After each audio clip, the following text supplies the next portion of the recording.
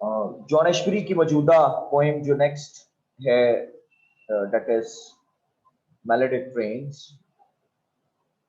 वो मोर और लेस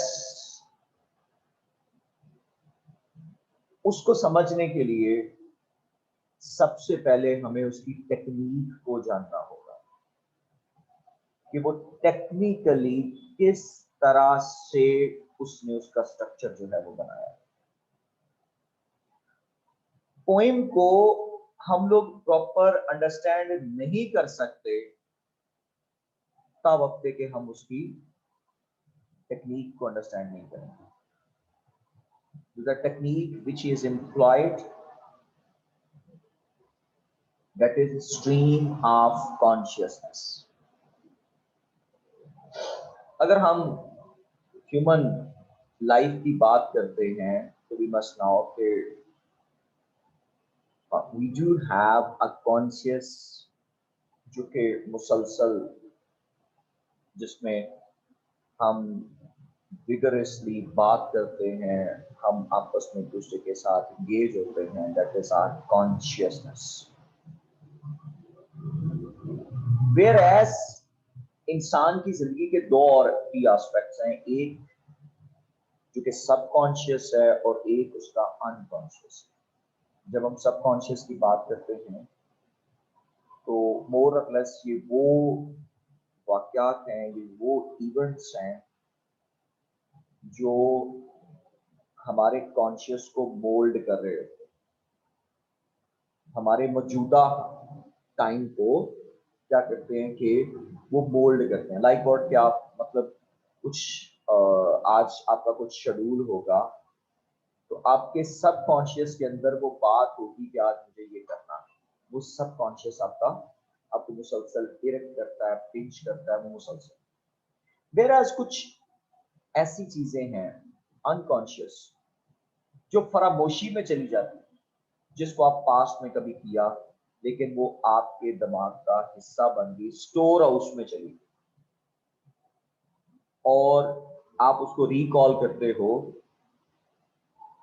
तो आपको एफर्ट करना पड़ती है और आपको उसको मौजूदा लाइफ के साथ कनेक्ट करना पड़ता है। मोर और लेस ये जो स्ट्रीम ऑफ कॉन्शियसनेस है, यानी कि अपने अनकॉन्शियस को कॉन्शियस में या सब कॉन्शियस को कॉन्शियस में लेकर आना, ये बुनियादी तौर पर एक ऐसा थॉट प्रोसेस है, ये एक ऐसा इंटरनल मोनोलॉग है कि जिसमें कोई सीक्वेंस नहीं होता।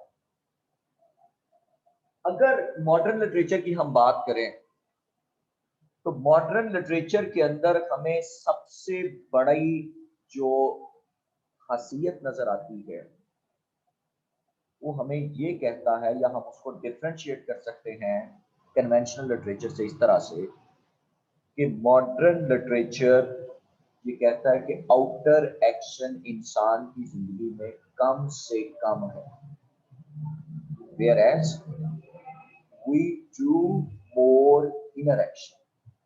हम ज्यादा जो है वो क्या करते हैं, इनर थॉट प्रोसेस जो है वो ज्यादा चलता है as compare to outer thought process, outer action.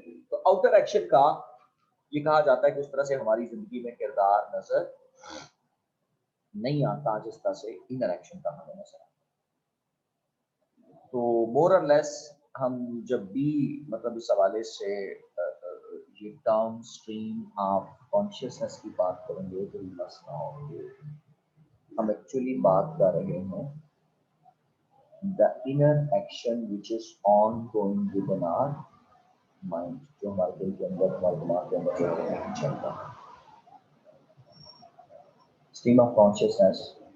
और हम ऐसे जैसे कि स्ट्रीम ऑफ कॉन्शियसनेस लिटरेचर कैसे लिखा जाता है कि जैसे राइटर जो है वो उस कैरेक्टर के दिमाग में कहीं बैठा हुआ है और जो वो सोच रहा है वो उसको लिखते जा रहा है। अब यहाँ एक और बात मैं आपको बता दूं कि ये पोएम कंपैरेटिवली पिछली पोएम की निस्बत जो हमने द पेंटर पढ़ी थी, स्ट्रक्चर में मुख्तलिफ होगी। वहां हर चीज कोहेरेंट थी, आपस में एक दूसरे के साथ connected.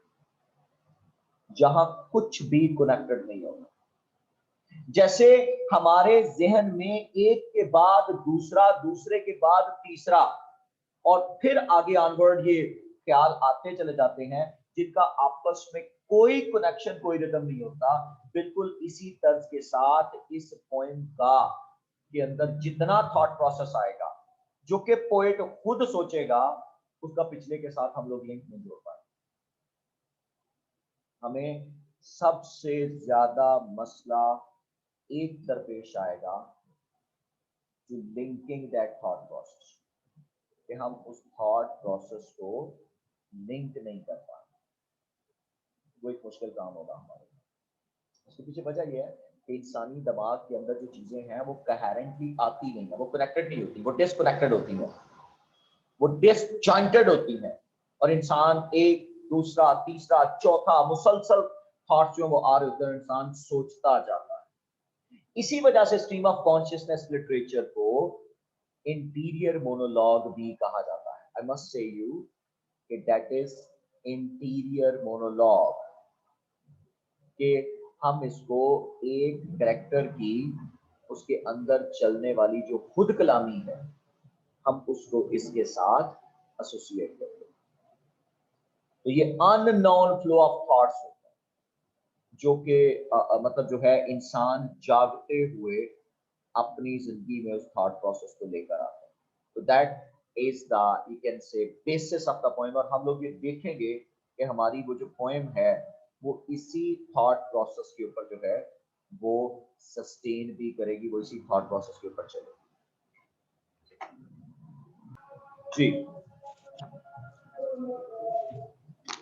The term stream of consciousness, also known as interior monologue, characterizes the unbroken flow of thoughts and awareness in the waking mind. हाँ, It कि is a मतलब mode.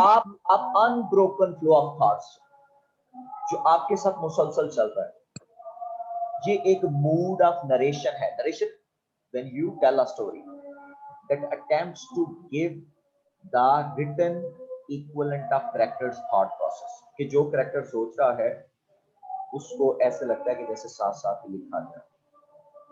हमें इस स्ट्रीम ऑफ कॉन्शियसनेस का अंदाजा होगा तो हम उस पॉइंट को समझ पाए, either in loose interior monologues or in connection to one's actions.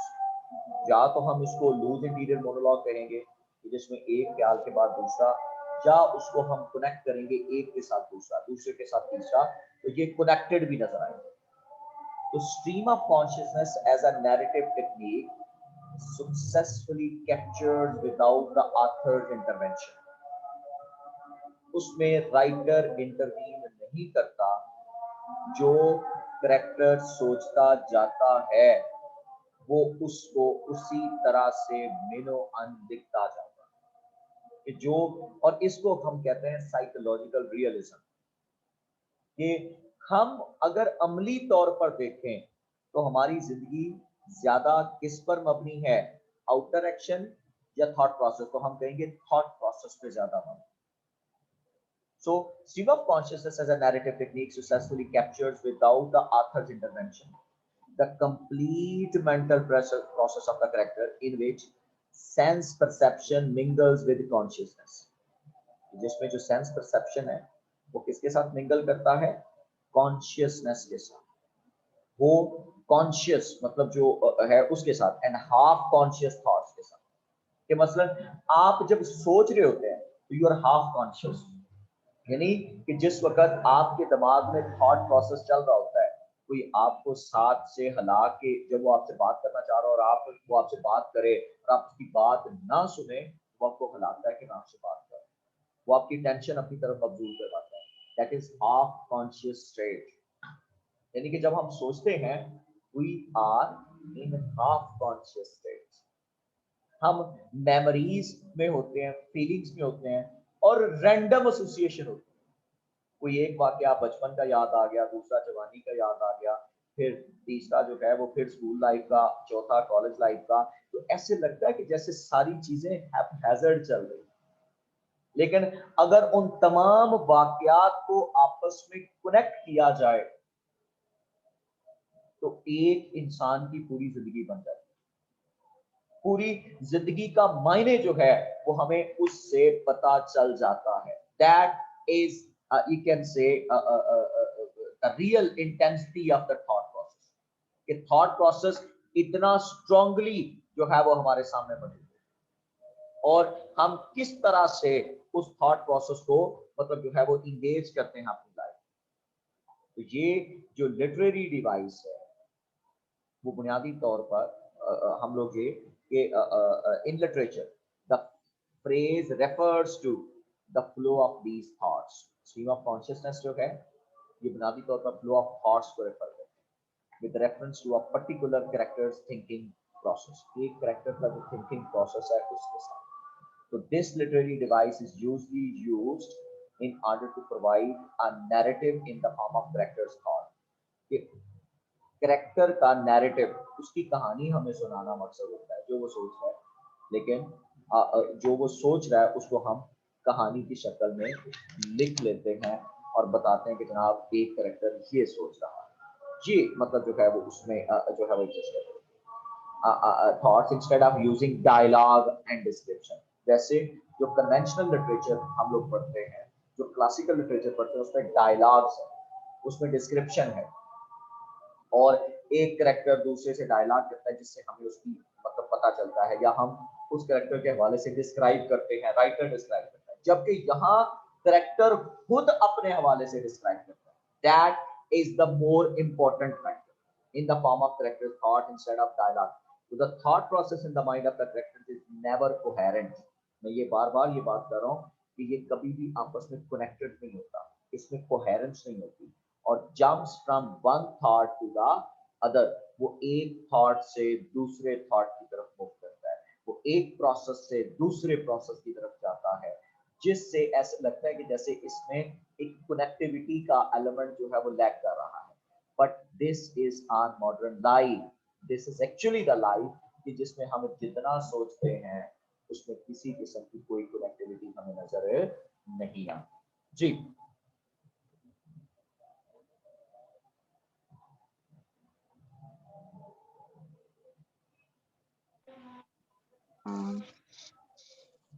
The word war has changed how people saw the world, and is, as a result, literature too changed as it fundamentally the human experience.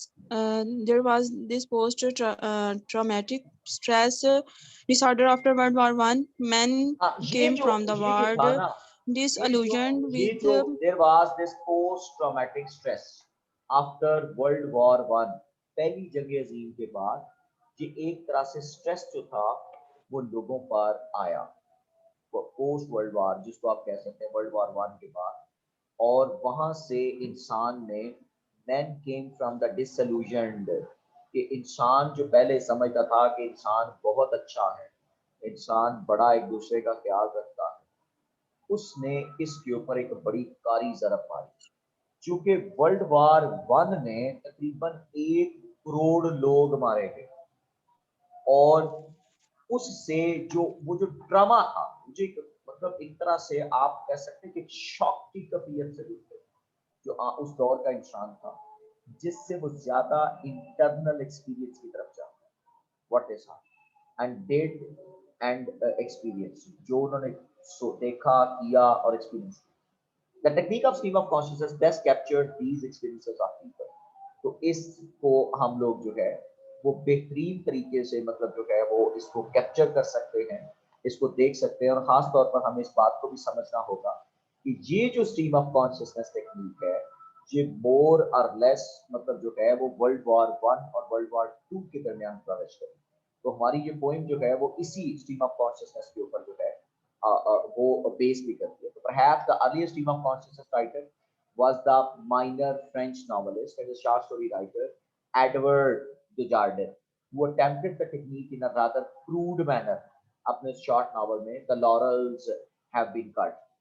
English में the technique has been used by Dorothy Richardson in Pilgrimage, Virginia Woolf, Mrs. Dalloway or To the Lighthouse, William Faulkner जो है वो in first part of the sound and fury, ये मतलब मुख्तलिफ works हैं जो literature के अंदर, arguably because of the long passage found in them George Meredith, Henry James and James Joyce in Ulysses. तो हम लोग ये देखते हैं कि मुख्तलिफ लोग जो हैं वो इस प्रोसेस को मुख्तलिफ कामों के अंदर जो है वो हमें दिखाते हैं, और उन्होंने इस प्रोसेस को बड़ी मतलब जो है वो एक्यूरेटली इम्प्लाई किया है। तो क्रेडिट अल्टीमेटली जो है वो इन राइटर्स को जाएगा जिन्होंने स्ट्रीम ऑफ कॉन्शियसनेस नामी टेक्निक जो है वो लिटरेचर में इंट्रोड्यूस की। जी In 1918, May Sinclair first applied the stream of consciousness in the literary context while discussing Dorothy तो Richardson's ये novel may Stream of सिंक्लियर Consciousness. जो था वो पहला शख्स था जिसने इस टर्म को पहली दफा, जो स्ट्रीम ऑफ कॉन्शियसनेस की टर्म है, इसको पहली दफा यूज किया लिटरेचर के अंदर, और उसने इस काम को मतलब अप्लाई किया किसके काम पर, William J sorry Dorothy Richardson के काम पर। और फिर फर्दर स्ट्रीम ऑफ कॉन्शियसनेस जो है वो हम लोग ये भी देखते हैं कि यही स्ट्रीम ऑफ कॉन्शियसनेस जो है वो हमें was a phrase used William James के, विलियम जेम्स ने पहली मर्तबा प्रिंसिपल्स ऑफ साइकोलॉजी में 1890 में इस टर्म को इस्तेमाल किया to describe the unbroken flow of perceptions, thoughts and feelings. I must say you, unbroken, you can say perception of thoughts, feelings and emotions in wakening mind. कि जागते हुए दिमाग के साथ जब ये आप सब कुछ सोचते और करते हैं तो वो आपका स्ट्रीम ऑफ कॉन्शियसनेस होता है। इट हैज, एक तो ये है कि आप सोए हुए हैं, ख्वाब आ गया है, तो आप स्ट्रीम ऑफ कॉन्शियस मतलब वो ख्यालों में चले गए। लेकिन एक वो है कि जब आप जागती हुई आंखों से माजी के वाक़यात को रिकॉल करो, उसको मतलब याद करने की कोशिश करो, वो आपके दिमाग में आए, तो वो भी एक stream of consciousness. It has been since adopted to describe the narrative method in mood of fiction. तो ये फिक्शन में, और even poetry, I must say you, even poetry के अंदर भी बहुत से पोइट्स में मतलब ये थॉट प्रोसेस, तो लॉन्ग पैसेजेस ऑफ इंट्रोस्पेक्शन, आप सोचते हैं, in which the narrator record in detail what passes through a character's awareness, जो कुछ उसकी अवेयरनेस से are found in novels from Samuel Richardson to William James, brother Henry James, to many novelist of the present era. अब इस बात को अगर हम लोग देखें तो जो स्ट्रीम ऑफ कॉन्शियसनेस है is the name applied specifically to a mode of narration, कि ये एक ऐसा बयान करने का अंदाज होगा that undertakes to reproduce without a narrator's intervention, कि इसमें नरेटर की जो इंटरवेंशन है वो बिल्कुल शामिल नहीं होती, और वो मतलब क्लियरली जो है वो चीज़ों को वैसे कि जो है वो बता देता है। Mood of narration that undertakes to reproduce without narration intervention, the full spectrum and continuous flow of a character's mental process. ये एक पूरी तरह से फुल स्पेक्ट्रम में फुल स्केल और continuous flow of character's mental process जो है वो दिया जाता है, in which sense perceptions mingle with consciousness, जो आपकी जो समझने की जो सलाहियत है, सेंस परसेप्शन है, वो कॉन्शियसनेस के साथ मिंगल करती है, and half conscious thoughts, memories, expectations, feelings, random associations. The stream of consciousness has become a new phenomenon in modern literature. This style of writing is marked by the sudden rise of thoughts and lack of punctuation. कि इस तरह के काम में ना तो punctuations होती है, ना मतलब, और अचानक ख्यालात जो है वो उठ बैठते हैं। आप किसी भी जगह पे बैठे हुए हैं, ये ख्यालात का जो फ्लो है वो आपके माइंड पर किसी भी वक्त आ सकता है। The use of narration mode is generally associated with the modern novelists, short story writers, and even poets of 20th century. ये 20वीं सदी के जो नॉवलिस्ट हैं, शॉर्ट स्टोरी राइटर्स हैं, और फिर इसी तरह से जो पोइट्स हैं, ये मोर और लेस हम लोग ऑब्जर्व करते हैं कि ये जो थॉट प्रोसेस है वो इन लोगों के साथ जुड़ा हुआ है।